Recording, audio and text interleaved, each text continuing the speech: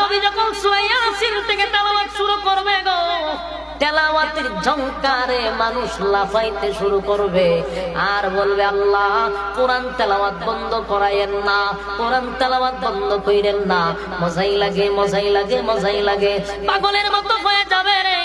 আল্লাহ কয়, বান্দা থাম থাম থাম, লাফাইস না বান্দা থাম। মানুষ কয়, আল্লাহ চলাইতে থাকেন, চলতে থাকুক, মজাই লাগে। আল্লাহ কয়, থাম।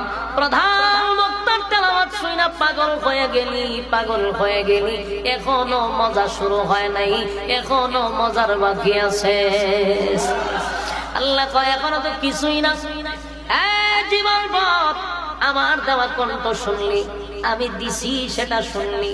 দাউদ রে কণ্ঠ আমি আল্লাহ দিছি, আমার দেওয়া কণ্ঠ দিয়া দাউদ তেলাওয়াত কইরা তোদেরকে পাগল করলো। আমার বন্ধুরে কণ্ঠ তো আমি দিলাম রে, আমার দেওয়া কণ্ঠ দিয়া বন্ধু তোদেরকে পাগল করলো। জীবন শুধু আমার দেওয়া শুনলি, আজকে শোন আমি মালিক কেমনে করি।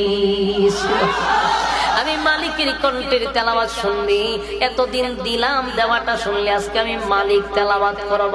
চিৎকার দিয়া কোন সুবহান। আমার যুবক ভাইয়েরা, মালিকের তেলাওয়াত শুনব। মালিক তখন তেলাওয়াত শুরু করবে সূরা রহমান থেকে।